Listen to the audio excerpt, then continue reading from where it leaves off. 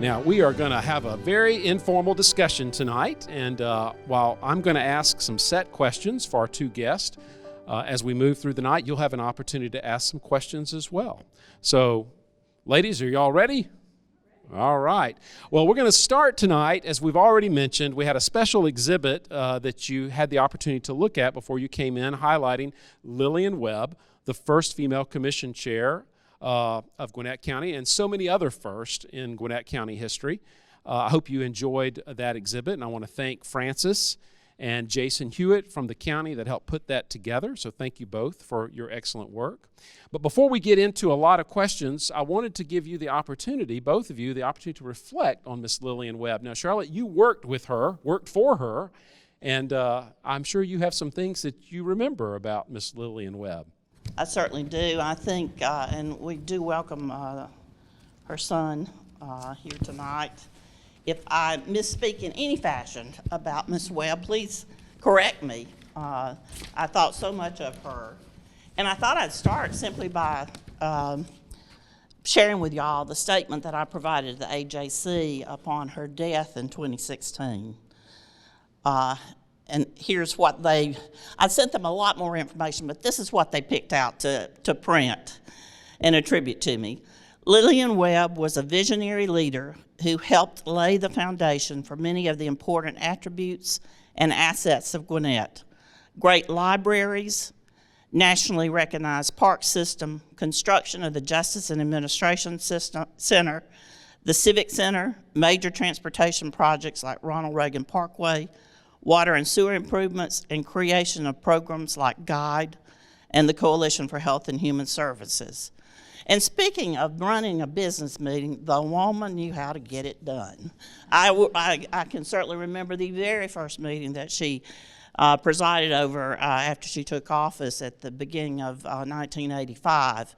And even today, Nicole, that consent agenda that we use, was that Lillian? That was Lillian's contribution. Yes. When we talk to our cohorts or other commission chairs, and they want to know, how do you manage to hold your business meetings as efficiently? Thank you, Miss Lillian, and that's what most of us called her, was Miss Lillian. I think that's the way most of the people in the community who knew her for any length of time referred to her. She brought that as an improvement just to the business of doing government, because people will, if given the chance, people will turn a meeting into something that is a lot longer than it has to be, and sometimes focus on trivia as opposed to the really important decisions. Miss Webb was smart. My first interaction with her had to do with the budget for the first year after she took office. I was impressed immediately with how bright she was, with how much she knew about local government operations, knew the lingo. She knew what a muffin monster was. Anybody else in here know what a muffin monster is? We used to call some of the machines that are in our water reclamation facilities were known as muffin monsters. I'll leave it to your imagination what that piece of equipment was supposed to do. Miss Webb I believe she majored in chemistry in college. Anybody that could do that has to have a lot of intelligence. She could be hard-nosed. I bet that her family could share some examples of that. And she was accustomed to doing things differently from others. I mean, she was not only the first female commission chair for Gwinnett County, she was the first female commissioner, first city council, a female city council member in Norcross, and then the first mayor as well, a leader. And I felt fortunate to have gotten to know her when we worked together at the county. Well, thank you, Charlotte. Now, Nicole, did you know Lillian Webb? I did not, but I would like to still share a little bit of my perspective. And before I do want to say I want to thank the Historical Society for hosting this important conversation. And wishing everyone a happy St. Patrick's Day. This is the one day out the year I get to celebrate my Irish roots. So I'm truly excited to be here, both to celebrate women and just to celebrate leadership in general. But no, I have not had the privilege of knowing Miss Lillian, but I've heard so many fond things about this woman and feel that I am a benefactor of a lot of the initiatives that she put in place. And after reading a lot of her transcripts and some of what's in her memories, it's clear that she was very compassionate about her community. Not only was she a staunch leader, she was smart, she was brave, she had a lot of courage, but she demonstrated a lot of compassion for her community. And I feel like that is where Miss Lillian and I align so much in taking care of those that are most vulnerable in our community. Now, I will say, when the Gwinnett Justice and Administration Center was built, I learned that Miss Lillian was responsible for decorating the suite. And everything that she touched had a piece of her. So in 2021, when we had the chance to renovate the entire suite, and this was decades later, I was tasked with decorating the suite. But I knew I wanted to keep a piece of Miss Lillian, so the office that I sit in still has the accent table that she had which was in her office. And I keep that just as a memento, to say, this was a trailblazer, a woman leader, someone who is an inspiration, and I know that a piece of her continues to live in county government, and I will always remember that and keep that with me. So I appreciate what she's done for Gwinnett County and being a transformative leader and blazing the trail for so many women who came after her, and even other leaders, young leaders, who came after her and live behind the ideals of ensuring that everyone has an opportunity to thrive. And when I read that in one of her State of the County speeches, and my State of the County speech always ends with ensuring that everyone in this community has an opportunity to thrive. And when I saw that that was in her State of the County, it just gave me chills. So we aligned very much on that compassionate side. That's awesome. Thank you, Nicole. All right, let's start with a few brief introductions. Some of the people in the audience may not know the two of you, so Nicole, if you would just give us a little intro of who you are and just tell us a little bit about yourself. Well, again, my name is Nicole Love Hendrickson. I hailed all the way from a little state called Providence, Rhode Island, and probably to many of you, I am the first person you ever have met from the tiny state of Rhode Island in the northern tip of our country. But it is a small state, about the same population as the size of Gwinnett County, and sometimes when I go back home, I can say, hey, I can technically be the governor here because the county is just about the same size as the state of Rhode Island. But I lived in Rhode Island all the way up through college. I attended the University of Rhode Island, earned my bachelor's degree in psychology, moved to Maryland shortly after I graduated and worked as a school counselor in Baltimore County Public Schools. And that was such an eye-opener with the type of kids and youth that I was dealing with that I decided to go back to school to get my degree in social work. And so that's what brought me down to Georgia to go to the University of Georgia and get my master's in social work. And a lot of people say, well, what brought you down to Georgia of all places? What made you choose Georgia on the map? Well, it was a guy, of course, but I was dating a guy long distance and decided to test my luck and see if I moved down, see what would happen, where it would go. If it didn't work out, I'll just move on, continue with my schooling, go back home, and the rest would be history. But this guy is now my husband of 13 years. We have a beautiful 11-year-old son, so it worked out. Now, I don't recommend that. I tell people, I do not recommend you move anywhere for a guy, but it just happened to work out and ended up in Gwinnett County because of an internship that I did with the Gwinnett Coalition for Health and Human Services, and fell in love with Gwinnett County, with the diversity, with just the collaborative spirit and the quality of life, the parks. I mean, it smelled good. It was just a beautiful community, and decided to make this my home and just been here ever since. All right, very good. Charlotte, You're a native of Gwinnett, I am. so tell us a little bit about your background. Well, I'm one of those babies that was born over in Joan Glancy Hospital because it was the only hospital in Gwinnett County at the time that I was born. My family, my father's family, moved to Gwinnett County in the 1820s from South Carolina. I lived less than 2 miles from the property that they located themselves on when they came, so deeply rooted in Gwinnett County. My direct line didn't stray very far, though bunches of the Hall family moved on west of here. Lived in Tequila Harbins again all my life. Married to Joe Michael Nash, sitting on the back seat like a good Baptist.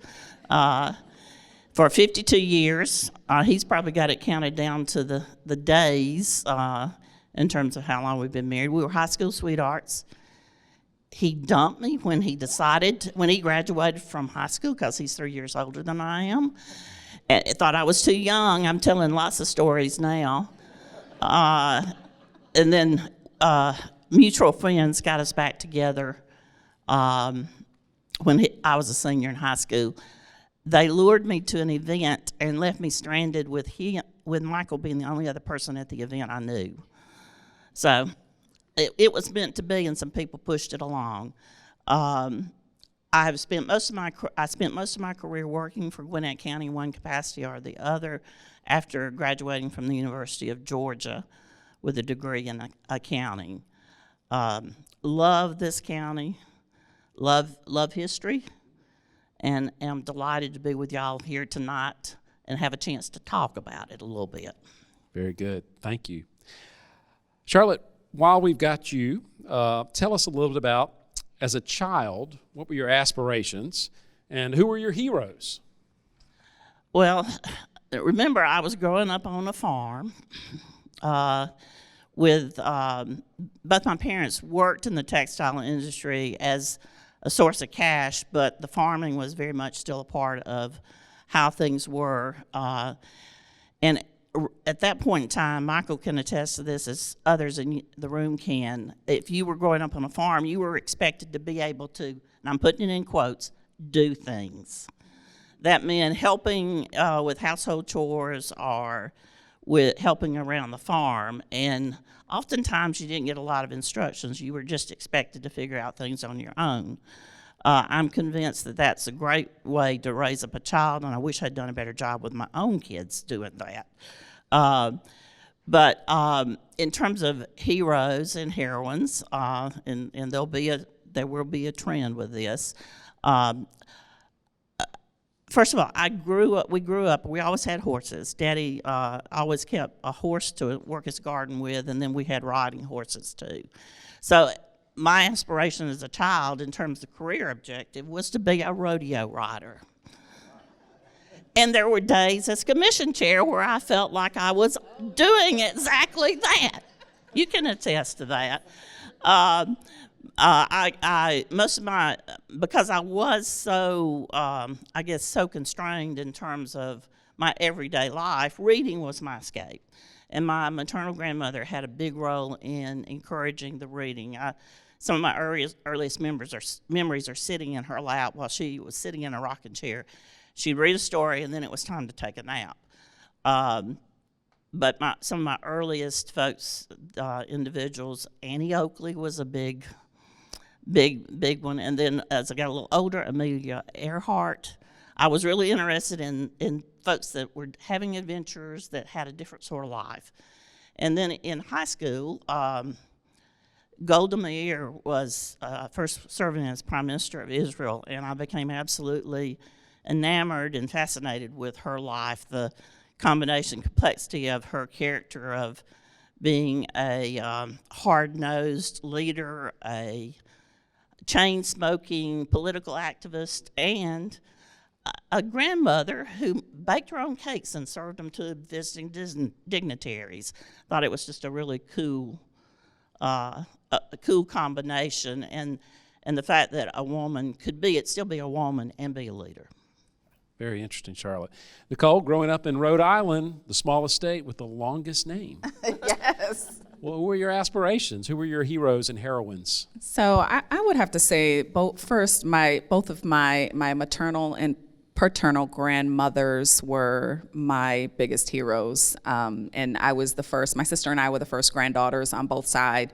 I'm a twin, by the way, I didn't mention that, but I have an identical twin sister. My sister and I were the first granddaughters on both sides. My mother's mother had 12 kids. My dad's mom had 7 kids. And so we come from a very big family, and it was close to both sides. But my grandmother's always made time for her granddaughters. And that love and comfort was something that I craved for, the lack of having that growing up. And for those who don't know, and I tell my story very publicly, is I grew up in a single parent household, and my mom suffered from addiction, and my grandparents helped raise us. And that meant a lot to be protected with that love from your grandparents. And I know we all have our grandparents are the matriarchs, but they're our protectors too. And when I went to school, I had a guidance counselor who was this was in middle school, she was the first African American that I've ever seen in the school system, ever. And she was my guidance counselor. And that was the first time I actually felt seen by another Black woman who was in a professional field, who was pouring into me and offering me encouragement and guidance that I had not received in a professional setting. That's actually what made me want to become a counselor. And when I went to school for psychology, I actually was a guidance counselor in an elementary school. And it was because of Ms. Gomes. And I will never forget the impact that she's had on me, and making me feel seen and making me feel like I could achieve anything. And sometimes we don't realize how much young people need to see what they can become in the people who interact with them every single day. And I realize how important it is to my current role now in ensuring that young people, young girls, can see what they can become and what they can aspire to. And hopefully I will be someone's hero when they grow up, or maybe I am and don't know it yet. But I think that's really what it's all about. Teachers, guidance counselors, grandparents, how important they are. Well, Nicole, while you're talking, let's go ahead and ask you this question. This is a 3-part question. Why did you get involved in local government? What led you to work for Gwinnett County? Because you were an employee of Gwinnett County before your commission chair job. And what led you to run for commission chair? So I will start with the first question. Before I came over to Gwinnett County government, I was working with the Gwinnett Coalition for Health and Human Services in the early 2000s for many years, and leading the Neighborhood Leadership Institute, Gwinnett Great Days of Service, leading the community initiatives and engagement, and ensuring that people had a seat at the table. We had a very strong relationship with the county, and I've always been fond of my relationship with Charlotte and the Board of Commissioners at the time.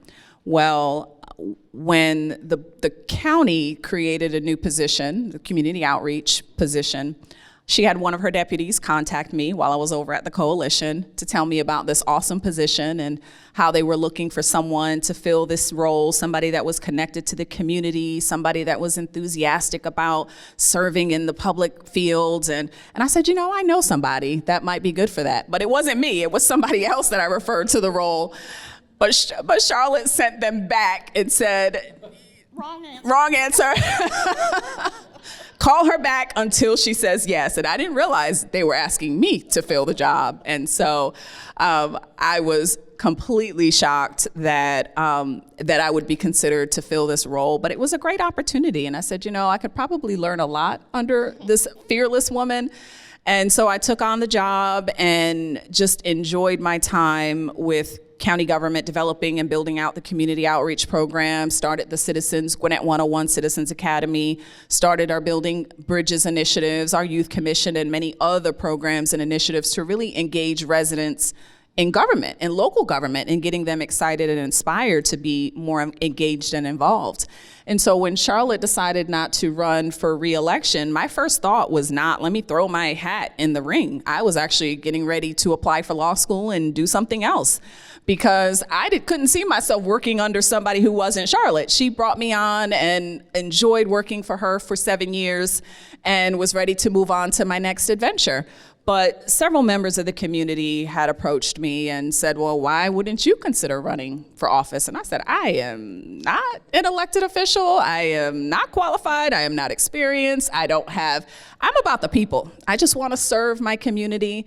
I just want to help people. I just want to make sure that we're connecting residents to policy and ensuring that voices are heard across the board. And someone said, well, that's exactly what we need. We don't need politicians. We need people that really are going to center the voice of the community. So why not throw your name in the hat? Well, I talked to Charlotte, and Charlotte was the mom response. Well, I just want to make sure you know what you're getting into. But no matter what, I believe you would be outstanding. And of course, I had to run it by my husband because I would have to step down from my job. At the time, I had a 2-year-old son. And so giving up a job, going on a campaign trail, not having any income, while also raising a child, I had to bring that to my husband to get his thoughts on what he would think. And so I said, hubby, what do you think about that? I have to quit my job. I got to be on the campaign trail for a year. Somebody's going to have to help with Caden because we need support. And I just want to know what you think about that. And he said, well, what took you so long? So that basically told me that he saw in me what I didn't see in me, and he knew I was already ready for this role because of all of the work that I've done in the community and just really serving and building and inspiring and being collaborative and being a bridge builder. And he said everything that you've done, even from your time in Baltimore, has really led you to this path, and why not put your name in the hat? And put my name in the hat, and the rest was history, literally. Thank you very much. Charlotte, I'm going to ask you the same question. You worked for the county for a long time and were the county administrator. What led you to work for the government here in Gwinnett, and what caused you to run for commission chair? Well, I'd love to be able to say, I had this lofty goal of public service and so forth that led me to go to work for Gwinnett County initially, but the truth is I was a mom with a 1-year-old. I was actually pregnant when I finished my graduate classes. So I stayed home for the first year after I graduated from college, and it was a horrible time in the economy to be looking for a job when I was ready to go to work when Jarrett was about a year old. Wound up taking a job with the state of Georgia, downtown Atlanta, horrible commute, babies back in Gwinnett. Yes, my daddy and my grandmother were taking care of him, but I had all these horrible thoughts about it. If there's an emergency, I will not be able to get home to him quickly. So I started looking for a job closer to home, and there was a junior accountant position posted for the Gwinnett County Finance Department. I can recall the conversation that my husband and I had about the salary decrease that was going to be involved in taking that job after it was offered to me. Louise can remember what our salaries at Gwinnett County government were like. I made the great big dollar figure of $9,654 per year salary. Yeah, and yes, it was 77, but it was still not a lot. It was a big decrease from what I was making. But I got my shorter commute, and it took me about 15 minutes to get from Harbins to Lawrenceville in those days. It takes a lot longer now, but it's still better than going downtown Atlanta. Well, my plan was to stay a few years. My child would get a little older. I'd go back to my original career plan of working for a big CPA firm. Well, I got infected with the local government bug and never looked back. I fell in love with the providing services and being part of the process of right here in the county that I called home.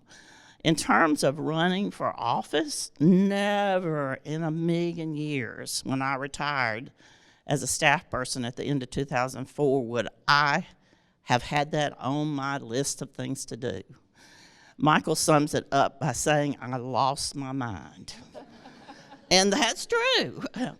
Those of you who've been around know that my predecessor resigned unexpectedly In the fall of 2010, there were investigations underway.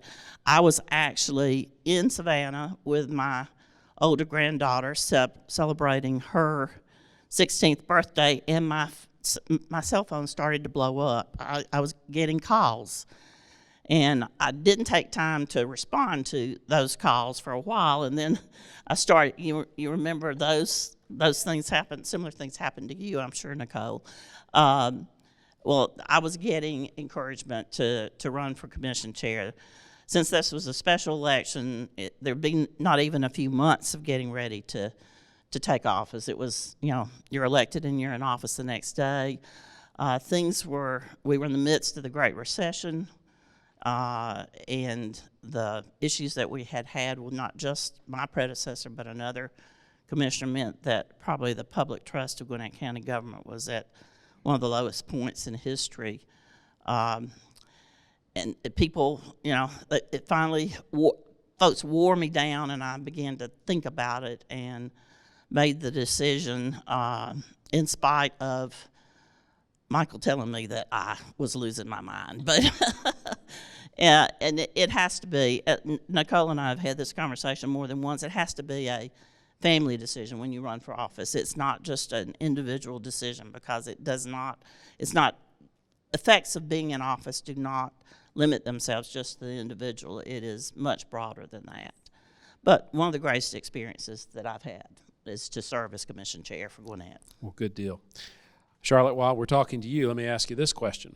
You've been in Gwinnett for a long time, and during your time as the leader of county government, how did Gwinnett evolve in that time? Well, I went to work for Gwinnett County as an employee on July 25th, 1977. The population of Gwinnett County at that time was 135,000 people. When I left office on December 31st, 2020, the population was approaching 1 million. Of course, it's now gone over 1 million. We were a very homogeneous community in 1977. And now look at what the level of diversity in Gwinnett County. I think Niche and maybe some other have named Gwinnett County, identified it as the most diverse county in the entire U.S. When you, in the southeastern U.S., but now there's recognition that it even goes beyond that. The diversity came very quickly. In 1990, about 90% of the residents of Gwinnett County were white. I think about 6% of the residents of Gwinnett County at that point in time were born outside the U.S. Now it's, if there's a country on the face of the earth, we've got folks here in Gwinnett County with 27% of our folks having been born outside the U.S. In every possible way that Gwinnett County could have changed, it changed from the time I went to work for Gwinnett County in 77 to the time I left office in 2020. And it continues to change. Whether the pace is probably not quite as fast in some ways as we experienced for a while.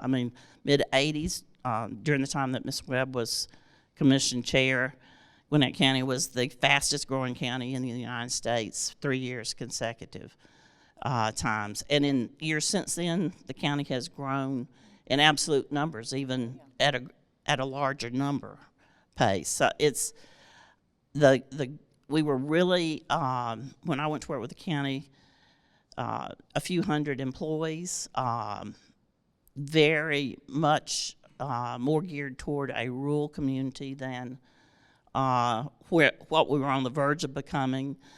Even in the 70s, a lot of people in Gwinnett County still had some tie to agricultural pursuits. Even if the husband was working full-time somewhere else, there still was probably farming activity involved. We were becoming a bedroom community. Our school system was going through all sorts of changes. I could talk the rest of the night about all the things that changed, but that's not really the focus of what we want to cover tonight. But I cannot come up with enough ways to describe how much the county changed over that time period. Well, Nicole, you just started your second term, so you've seen it evolve in just those 4 years previous, but how would you say the county's evolved in that short time?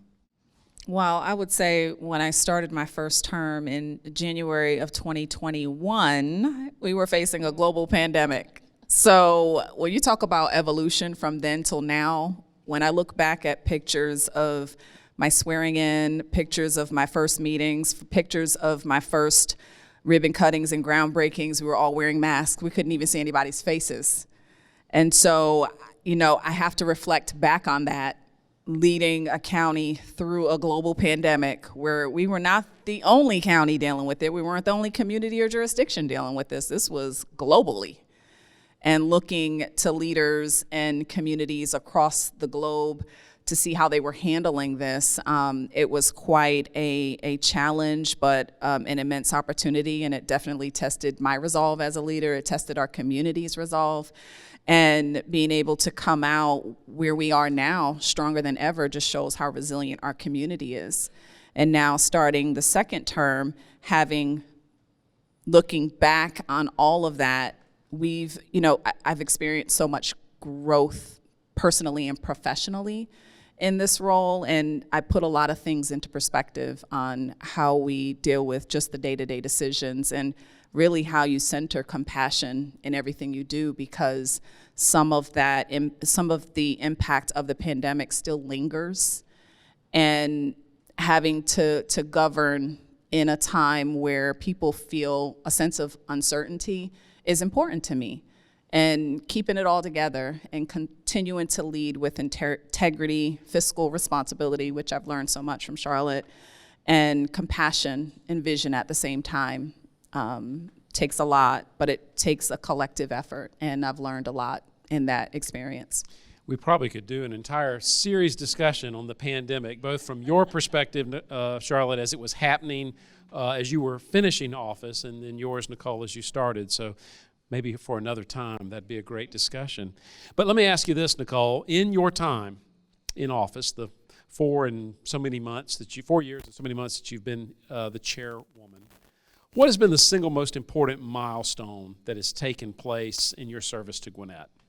Well, I would have to say getting through the pandemic would be one of the, because this has we've never experienced a pandemic like this. So actually it was, 100 years ago? And so no one in my lifetime or no one will in the next lifetime experience what we've experienced. And she helped to kick off the response to it, and I helped to lead a lot of the recovery efforts.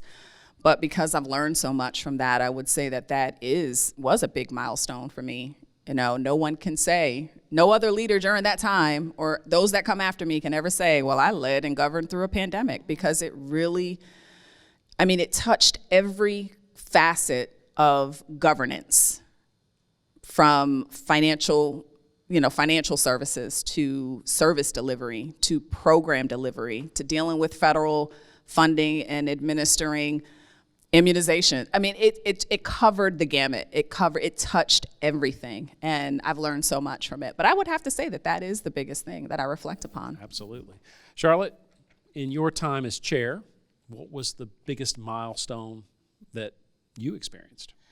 I had 3 objectives when I was elected as commission chair. One, restore trust. I've touched on the issues that existed from that perspective. Manage the county's finances and operations through the Great Recession, and deal with a big dispute that was in place between the cities of the county and county government. Restoring public trust, what Nicole has talked a little bit about in terms of the position that we finally talked her into taking with the county, was part of that effort. The creating what I'd call organized, coordinated, countywide outreach program was important. We needed to open the government up more to the public, and Nicole did it. She was definitely the right person for that job. Little did we know what would come out of it at the time we were dealing with it, making things up as we were going along about how best to reach different parts of the community. So that obviously worked out very well. But before the county government could focus on those, that effort and the fact that we needed to put so much work towards the financial aspect of the county, we really need to get the dispute with the cities behind us. This was over service delivery strategy. The state of Georgia has a law that requires cities and requires county and the cities within that county to have a executed agreement that spells out which local government is going to provide which services and the funding associated with those.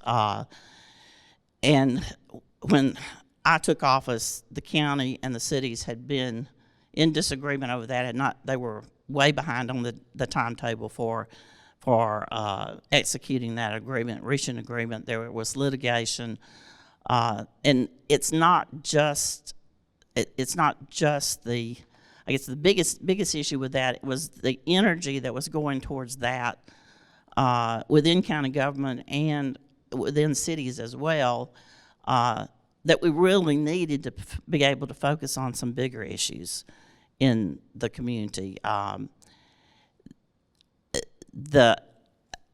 knew that was a really important thing to get sorted out before we could take that energy and use it in a way that we needed to on the bigger issues that were facing the county government. It was very difficult.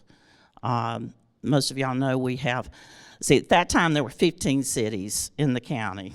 It was still that was the largest number of cities in any county in the state of Georgia.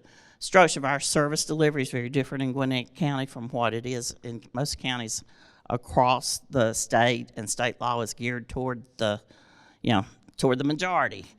And Nicole understands some of the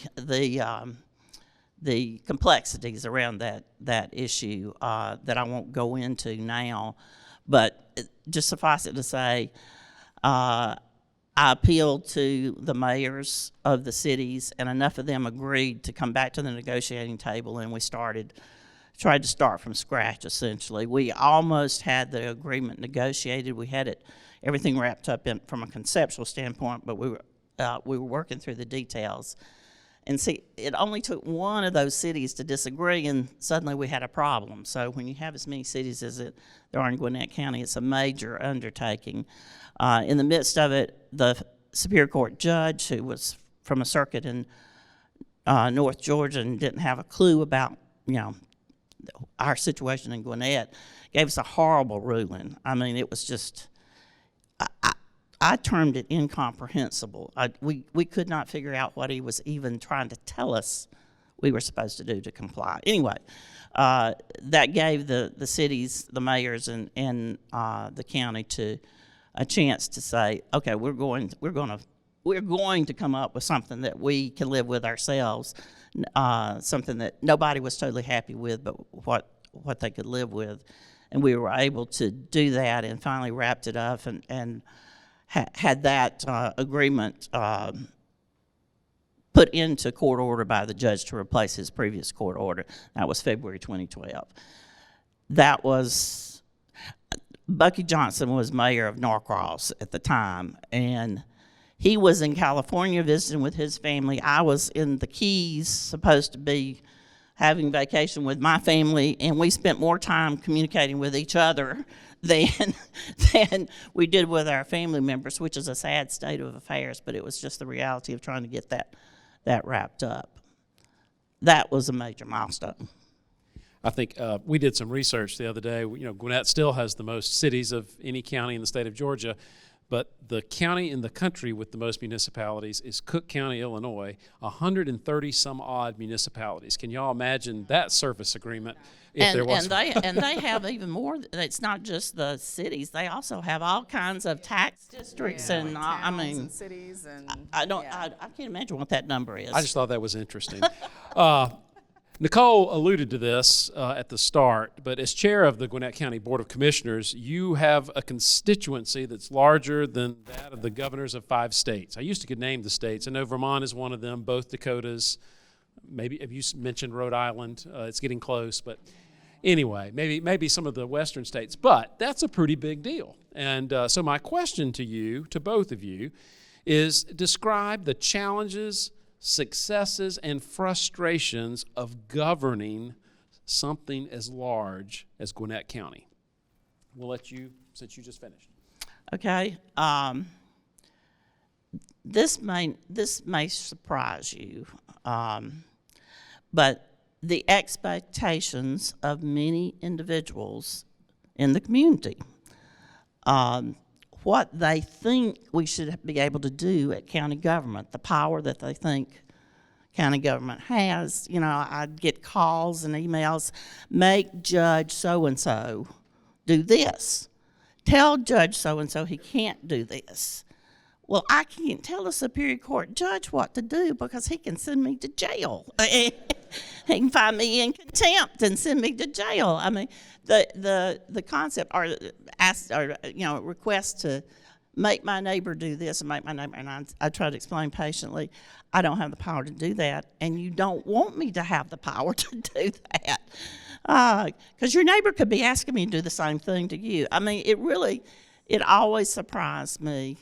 I have a historical top 10 most interesting requests, one of which was the lady who called and wanted me to make the deer cross where the deer crossing sign was. It's just that's one of the things that was surprising. But frustrations is, I've already kind of touched on it. The fact that Gwinnett County is so unique, in terms of how we handle service delivery. I mean, our recreation district's countywide, fire is countywide. In most jurisdictions across the state, the municipal style services are provided by cities, and the unincorporated, the county government provides the services like the court system, the sheriff, and that kind of thing without having a lot to do with municipal style services. Well, you know, we have 17 cities now, but more than half of the population of the county still lives in unincorporated Gwinnett. And by the way, that unincorporated Gwinnett would be the largest city in the state of Georgia were it incorporated. There's a lot of, I always felt like we didn't get quite the level of respect and recognition for the undertaking, for the things that Gwinnett County was responsible for, the impact that the county government had. It particularly, and then as the county was changing, it's, you know, we got additional levels of complexity to figure out how, part of the things that we were working on in outreach, how it is the best way to reach the Korean Americans, what's the best way to reach the folks from Bosnia. It became a much more complicated situation. Even when you know at the base level, at the basic level, human beings are human beings, there are still different ways that different cultures respond, and better ways to communicate with folks from different cultures. So the continuing complexity of both just the growth in the community, but then also changes in the community as we went through time. Same question to you, Nicole. Absolutely, and I would have to say, being that Gwinnett County is the second most populous county in the state of Georgia, several of my peers across the region still look to Gwinnett because we are a leader on so many fronts, on many, many things, and serving on the Atlanta Regional Commission, and I get to talk to some of my counterparts in Fulton, DeKalb, Clayton, Henry County, even up in Forsyth. We even had the commission chair in Forsyth come down and look at our technology at the Situational Awareness Crime Response Center and learn from us on how we're addressing crime through technology. So regardless of some of the challenges we have and we've experienced over the years, we still are a leader on a lot of fronts, and a lot of people around the region do look to Gwinnett on how we do things. But other than that, I will say trying to govern in an age of social media where disinformation spreads like the speed of light, and once something gets out, it is hard to reel it back. And, I always joke with Wayne Hill, who was the former chairman, because I said, well, at least you didn't have social media when you were governing. People didn't get to tweet their complaints at you. And you didn't have people in next door complaining about all this false information. And it's, well, we all know next door is just a cesspool of and disinformation. But having to govern through that is tough. And you really have to have thick skin. And my husband is like, I'm just going to disable my next door because I can't take all the things they're saying about you. I said, just ignore it. Don't even feed into it, because people still just cannot separate fact from fiction. And they look to social media and even sometimes news forums to really affirm their beliefs. It really isn't about seeking out facts. It really is, how can I get my belief affirmed? And it doesn't matter what amount of information you share or put out there. I'm the government, and because I'm sharing it, I am not to be trusted. So it's hard to overcome that hurdle when you're trying to build trust with your community and you're trying to do a good job and you're trying to communicate authentically and with integrity and lead with facts. But there's such a mistrust of government at all levels that it's sometimes a challenge to overcome some of those hurdles, but you still have to keep your eye on the end goal and keep your eyes forward and cut out all the noise, and that is a tough thing to do. But that is, I would say, one of the biggest challenges in governing right now is just that age of social media. Thank you, Nicole. I'd reinforce that as well. Yeah. I'm glad that it was not in place for much of the time that I had career with Gwinnett County. There's nothing like being in a public meeting and allowing public comment and having someone stand up and call you a crook, right? Oh yes, oh yes. It's lots of fun. All right, let me ask you this, Nicole, and this is a two-part question. But in your time as chairwoman, what was the most difficult day on the job so far? And to the reverse of that, what's been the greatest day on the job so far? Well, I'm going to start with the second part of that question, because this job is tough. And sometimes you can feel like it is a thankless job and nobody appreciates anything you do. And no matter what you do, everything you do is wrong. And you can't make everyone happy, and I get that. But for the most part, the most rewarding piece is that you get to impact change and impact lives on such a greater scale that I get to go home and feel that I've made a difference. I feel a sense of relief and a sense of pride in the work that we've done, since starting my term. But I will say the hardest days of my job is when I get calls or emails, and I see Regina here, where there are women literally living out of their car with their kids, emailing me at 2 a.m. in the morning, I don't have a place to stay, or I don't know where my next meal is going to come from, or I am about to be evicted and I don't know where to go. And these are our residents. These are not people that were transplanted here from other communities. These are our residents.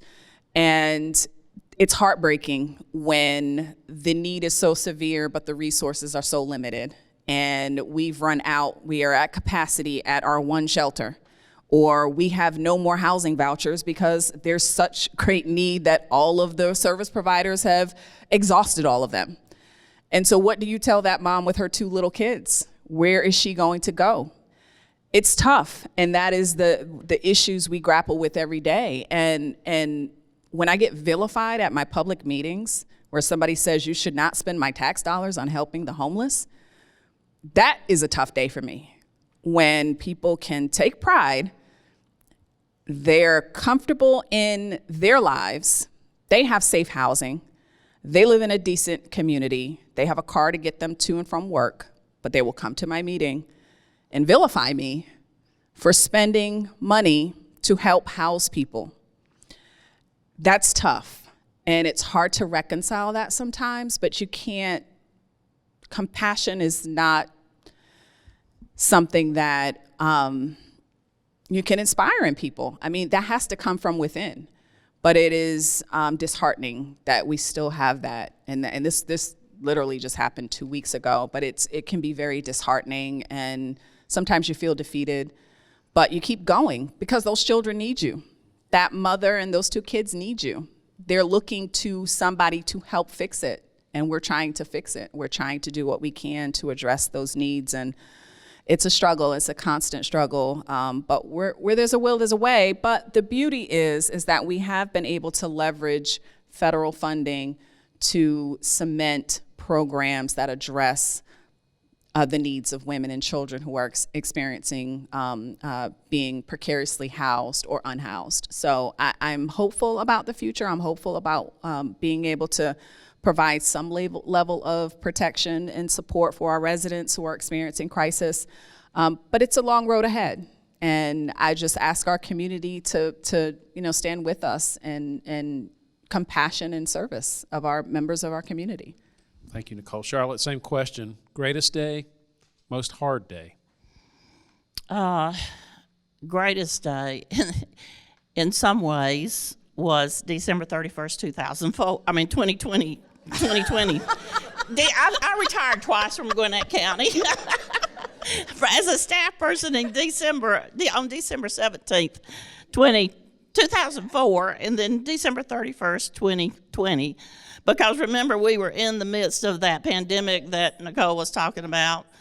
I actually presided over the last official meeting that I was serving in during my term from home, virtually, because I'd been exposed to COVID and would not go into the office, even though staff kept saying, everybody wear a mask, we'll put you over in the corner. And I said, no, we've set rules. I was crushed at not being able to be physically in the building for that last meeting. And then, of course, I found out that they also were naming the courthouse annex after me, which was part of the reason they wanted me there physically. But it was a great day in some ways when I retired. I was tired. The last term of office, almost 10 years of my service, was difficult. The days were, even when we were making progress and knew we were, it was not an easy thing. We didn't stay. It was not all fun. Certainly, very tiring. Part of the tiredness, I think, came out of the fact that I had to bite my tongue so much and couldn't say everything I wanted to under circumstances. That takes a lot of energy to restrain yourself, particularly when you are outspoken normally. Michael says, he says, why can't you be patient with me like you are with those people that show up at your meeting? Well, I used to tell folks that it was a good thing I wasn't like a cartoon character, the old style cartoons where what they were actually thinking would pop up in a bubble above their head. Oh, Lordy, that would not have been pretty. But I also have to mention one thing that was a great day for me. This was as a staff person. It was the day that Gwinnett County was awarded the AAA rating by Moody's, which was the third of the big rating agencies. We already had AAA from the others. The competition was fierce. There were fewer than 10 counties in the whole U.S. Out of the 3,000 plus counties, I think there were 6 at that time that had the AAA, as we called it. Cobb and Gwinnett counties were in fierce competition. Moody's was the final holdout for both of us. And Moody's was so concerned they announced both of us on the same day as AAA because they didn't want to make a choice between the two. I suspect they should have picked Gwinnett. Well, we told them that we knew that it was us first. They were number 7. But anyway, that was a really great day. As a finance person, I had been working for a decade on the things it took to lead up to that. Things that we take for granted now. How would you like to do a budget without a capital budget and long-term planning? It was a very different thing in the 80s in terms of the budgeting process. So that was a great day. The worst day, the most difficult day, was in May of 2012. Remember, I took office after two members of the commission had missteps, had resigned rather than face some legal consequences, and I thought we'd begun, I'd been in office over a year. I thought we'd begun to make progress on the trust. We'd gotten things settled with the cities where we were moving along with what needed to be done. And I got a courtesy call to alert me to the fact that the FBI, one of my sitting commissioners, was going to be pleading publicly guilty to bribery charges the following day. I can tell you I felt like a mule had kicked me in the stomach, because it's like, here we go again. How can this be happening? Fortunately, we didn't have to prolong it with a trial because she was pleading guilty, and the sentencing took a little while after she pled guilty, but at least we didn't have the circus that would have been involved with the trial with that, and I'm grateful that it played out that way. Very good. Last official question. Your leadership, and I'll ask you first, Charlotte, and then we'll ask Nicole. Your leadership of Gwinnett is groundbreaking. You obviously were the first female county administrator. You were the second female board commission chair. What are your thoughts on the historic significance of your leadership? I never thought of it in terms of historic, or it's, today we got a job to do, and we're going to do the best that we can. I was fortunate in that my parents encouraged me to. I never felt like there were limits placed on me because I was female. They encouraged me to, try anything I wanted to. I probably stretched it a little bit from what they anticipated. I'm pretty sure they didn't know I was in the back pasture learning to ride, standing up bareback on the horse. Yes. It was great training for Standing up bareback on a horse? Well, that was in preparation for learning to ride Roman style, which is 2 horses standing up. Great training for being a public official, I guarantee you, learning to keep your balance under extreme circumstances. But it was more about, quite honestly, when I became finance director, it was more about my age. I kept thinking, I'm going to have to wear glasses. I may need to put some gray in my hair. I need to look older and more serious than what I am, because I was young when I became finance director for the county. There was too much to do to think about whether it was groundbreaking or historic in nature. That all takes care of itself eventually. You do the right thing on a day-to-day basis. You do the work that's in front of you to do, and do it the best you can. It's, legacy, history. It'll get assigned in one way or the other. Nicole, same question. You have a groundbreaking leadership role as well. What are your thoughts? Yeah, and we often bring our lived experiences to whatever profession, position, title we have, and I always think back to my guidance counselor who made me feel seen and heard in that respect. And I feel like I owe it to the community to ensure that they feel seen and heard, and creating opportunities, for that to take place and for that to happen. But we've done a lot of things, despite being told that I'm the status quo.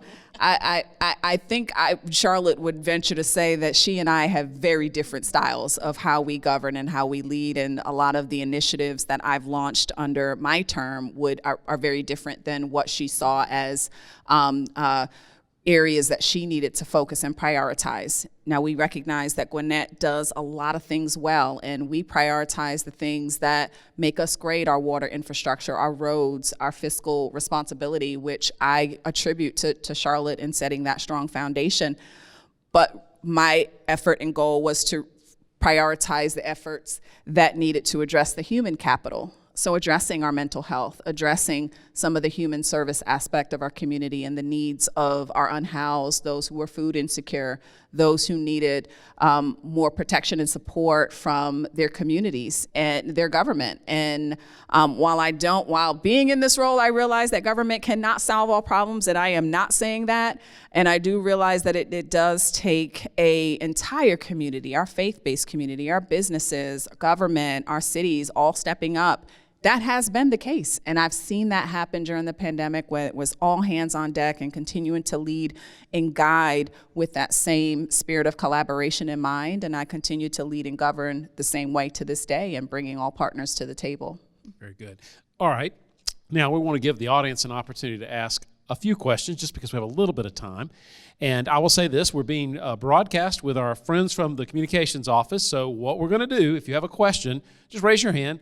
I'm going to actually come to you with the microphone because we want to make sure that we get your question recorded and heard. Does anybody have a question they'd like to ask either Charlotte or Nicole or both? I'll come right to you. This is the fun part of the job where I get to be the runner. All right, come right to you. What's your question, sir? Hi, Chris Locke. My question is this. You both have gone through a very unusual experience with the pandemic. The military has something called the Lessons Learned program. The Lessons Learned program is a way of capturing the knowledge that's in your head from this experience and memorializing it for the county. Does the county have something like that that you can contribute to? Gosh, no, but let's get it started. I love that idea. Yeah, I absolutely love that idea. Chris, I will let you know that one of the reasons that we were able to make our way, maneuver our way through the pandemic, while not easily, at least in a better way than would have been otherwise the case.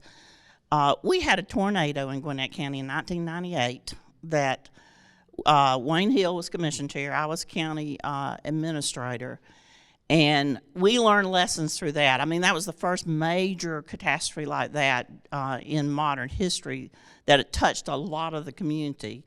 And we created a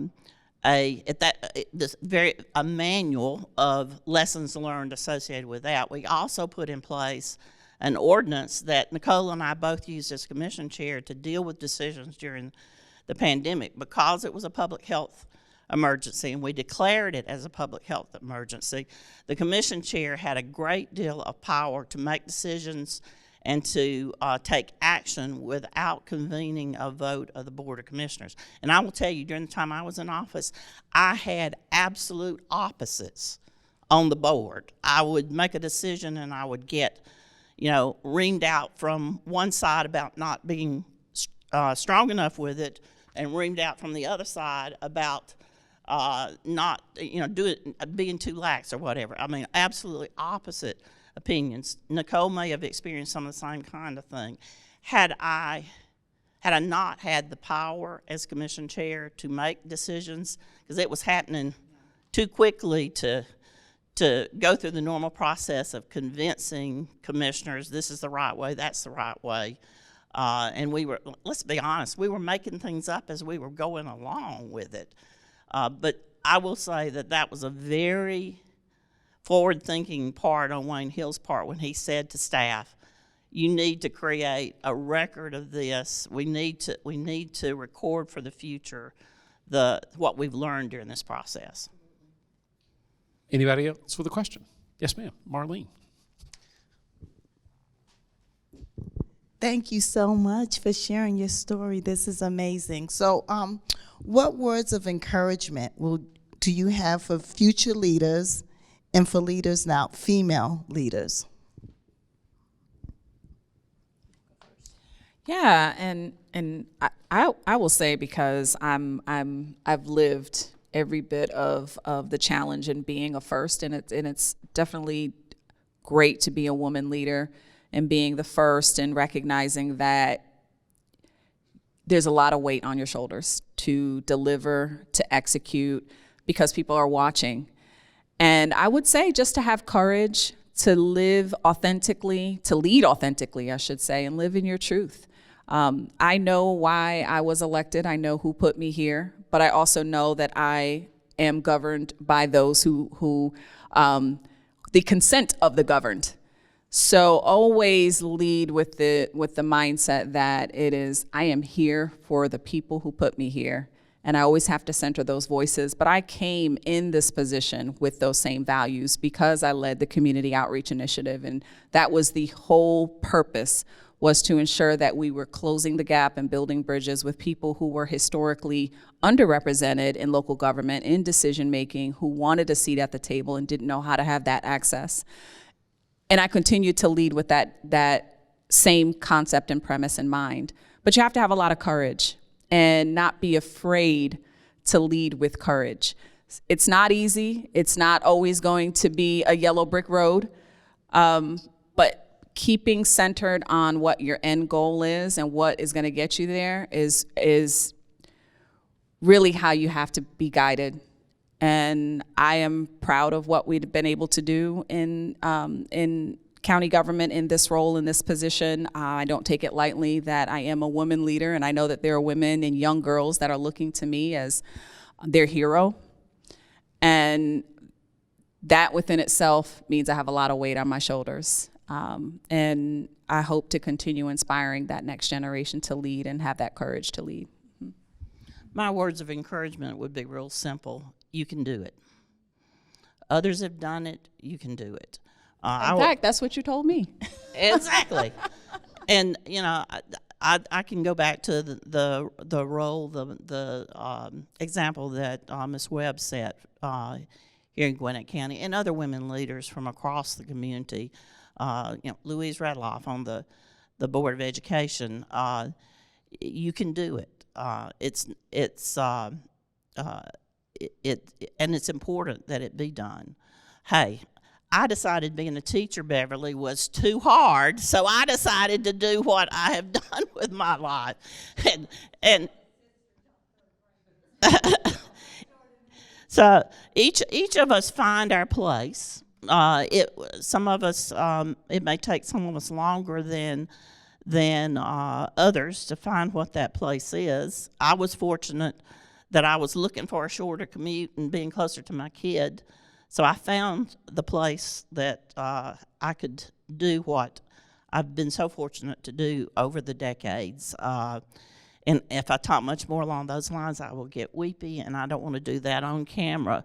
But again, my words of encouragement are simple. You can do it. One last question. Amelia. Hey, you guys are both my heroes. As the first county historian that's a female, so we started this discussion looking at and reflecting on Lillian Webb and how she's been remembered by history. Summarizing y'all's career would be very hard to do, but what do you hope you would be remembered as? Gosh. Well, I guess I would ask you, since I'm your hero, how would you define my leadership so far? Your leadership has been very groundbreaking, I'd have to say. As a county employee who came before the pandemic, was here when Charlotte was leader, and then you as well, just the great change that has come through, and seeing the sincerity of how the relationship with the government and people has changed. I think that's been the milestone. So like you said, very people-centric. Absolutely. Compassionate care, Yes, compassionate yes, government. yeah. Absolutely. Well, you nailed it. I'd sum my up simply to, she did a good job, she did her best, and she was honest. Very powerful. All right, ladies and gentlemen, we had an opportunity tonight to hear from these two trailblazing Gwinnett leaders. Let's give them a round of applause. Thank y'all both. We appreciate your time with the Gwinnett Historical Society, and of course appreciate your service to this great county that we all love, so thank you.